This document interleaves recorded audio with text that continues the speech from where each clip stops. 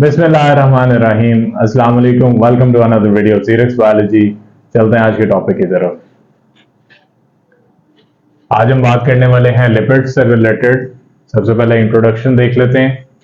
Lipids जो है वो बाकी जितने भी हम ऑर्गेनिक मॉलिक्यूल्स की लास्ट बात कर चुके हैं, जिसमें कार्बोहाइड्रेट शामिल है, फैट्स हैं, और फिर हमारे पास आगे हम प्रोटीन को भी डिस्कस करेंगे। ये प्रोटीन और कार्बोहाइड्रेट की निस्बत जरा डिफरेंट नेचर रखता है। किस लिहाज से?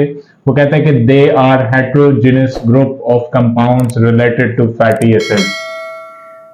अगर आपने लास्ट लेक्चर ध्यान से सुने तो उसमें जब मैं कार्बोहाइड्रेट से रिलेटेड बात की तो देखा हमने ये कि कार्बोहाइड्रेट के जो मैक्रोमॉलिक्यूल्स थे उनका बेसिक जो यूनिट था वो मोनोसैकेराइड्स थे। यानी मोनोसैकेराइड्स के दरमियान ग्लाइकोसिडिक लिंकेजेस बनते जाते थे और वो एक बड़ा मैक्रोमॉलिक्यूल तैयार करता था। लेकिन लिपिड्स के केस में ऐसा नहीं है। लिपिड्स जो है उसके अंदर कोई एक ग्रुप जो है वो मिलकर लिपिड्स को फॉर्म नहीं करता। हेट्रोजेनस है, यानी डिफरेंट कैटेगरी से बिलोंग करने वाले ग्रुप्स ऑफ कंपाउंड जो है वो मिलकर लिपिड्स बनाते हैं, लेकिन उनके अंदर जो कॉमन चीज होगी वो फैटी एसिड है। सॉल्युबिलिटी के लिहाज से देखा जाए तो पानी जो है दैट इज इन, अगर हम देखें जो लिपिड्स हैं that are insoluble in water but soluble in organic solvent, just like हमारे पास ईथर है, अल्कोहल है, आपके पास कार्बन टेट्राक्लोराइड है, क्लोरोफॉर्म वगैरह जो है उनके अंदर ये सॉल्युबल होता है but they are insoluble in water.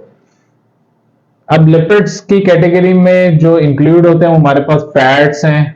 Generally हमारे इर्द गिर्द हम इनको यूज भी करते हैं। ऑयल्स भी कुकिंग ऑयल की शक्ल में, वैक्सेस हम देखते हैं।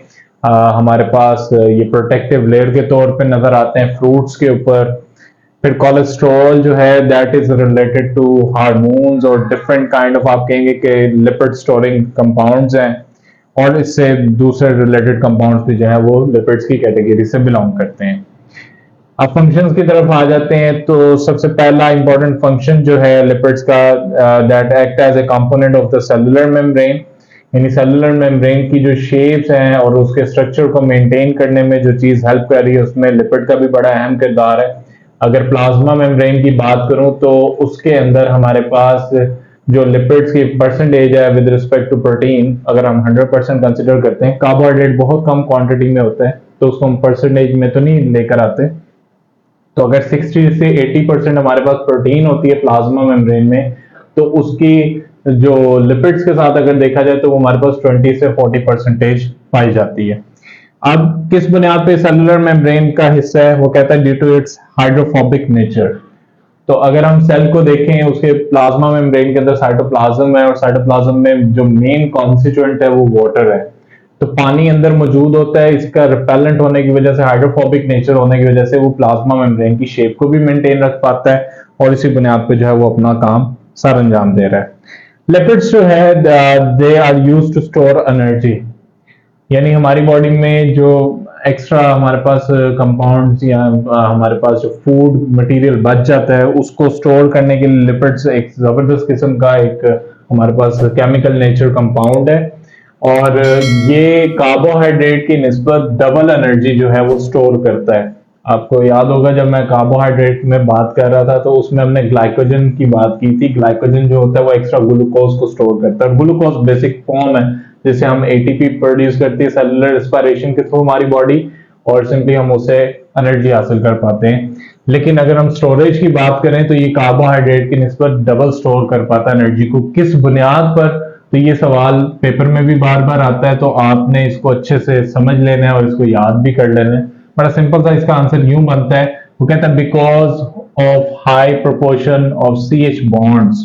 तो CH बॉन्ड बेसिकली एक हाई एनर्जी बॉन्ड्स होते हैं जिनके प्रोपोर्शन ज्यादा होने की वजह से हमारे पास क्या है कि उसकी स्टोरिंग कैपेसिटी भी बढ़ती है, और secondly they have low proportion of oxygen. ये अगर दो खसूसियात पाई जाएंगी किसी भी केमिकल कंपाउंड में तो मैक्सिमम एनर्जी को स्टोर कर पाएगा। तो लिपिड जो है उसके ब्रेक करने पे हमारे पास अगर 9 किलो कैलोरीज आती हैं तो कार्बोहाइड्रेट उसकी निस्बत हाफ एनर्जी जो है वो रिलीज करता है। यानी स्टोरेज के लिहाज से लिपिड्स जो है वो नंबर 1 पर आ जाते हैं। नंबर 3 पर हमारे पास है some lipids provide insulation against hot and cold. तो इसकी सिंपल सी फिलॉसफी है, जितने भी जानदार हैं, स्पेसिफिकली अगर मैं बात करूं मैमल्स की, तो अगर ह्यूमन को भी देखा जाए तो हमारी स्किन के नीचे फैट की लेयर होती है, और फैट की इंसुलेशन लेयर जो है वो हेल्प करती है अगेंस्ट हॉट एंड कोल्ड, यानी सर्दी और गर्मी से हमें बचाती है। And they also act as waterproof material. तो कई जानदारों में, उनमें जानवर और पौधे दोनों शामिल हैं, जिनमें ये वाटर प्रूफ मटीरियल के तौर पे काम करती है। उसमें एग्जांपल हम कुछ यूं ले सकते हैं एनिमल्स में, लाइक शीप है। शीप में अगर आप देखें तो उसके जो वूल होती है, उसके अंडर अगर आप पानी गिराते भी हैं तो वो वूल के नीचे एक लेयर होती है आपके पास फैट्स की, लिपिड्स की, जो कि उसके ऊपर से पानी को क्योंकि वाटर प्रूफ है तो उसके जज़ब नहीं करती बल्कि ऊपर से बह जाएगा। इसी तरह अगर पौधों में देखा जाए तो अगर आप देखें लीफ की क्यूटिकल जो होती है लेयर बड़ी स्मूथ सी होती है, या अगर आप कोई खा रहे हैं फल वगैरह, स्पेसिफिकली अगर बात करूं तो हमारे पास एप्पल है, एप्पल का जो छिलका होता है तो उस पर भी अगर आप पानी डालें तो वो पानी को एब्जॉर्ब नहीं करता, पानी ऊपर से बह जाता है, तो वो due to the layer of lipids होती है which act as a waterproof material. Number 5 पे अगर हम देखें तो कुछ हमारे पास फैट्स हैं वो वैक्सेस, वो एक्सोस्केलेटन में भी मौजूद होती है इंसेक्ट्स की, अगेन उसको वाटरप्रूफ बना रही हैं, रेजिस्टेंट बना रही हैं और प्रोटेक्ट भी कर रही हैं। और नंबर 6 पे हमारे पास क्यूटिन है, that is an additional protective layer, जिसका भी मैंने आपसे बात की कि जो हमारे पास एप्पल का छिलका है वो बेसिकली इन्हीं केमिकल कंपाउंड से मिलकर बना होता है जो कि उसको अब्रेसिव डैमेज से बचाएगा। तो उसमें हमारे पास लीव्स हैं, फ्रूट्स हैं और सीड्स शामिल हैं। तो ये आज की हमारी डिस्कशन थी रिलेटेड लिपिड्स। तो इंशाल्लाह होती है मुलाकात आपसे नेक्स्ट वीडियो में, तब तक के लिए अल्लाह हाफिज।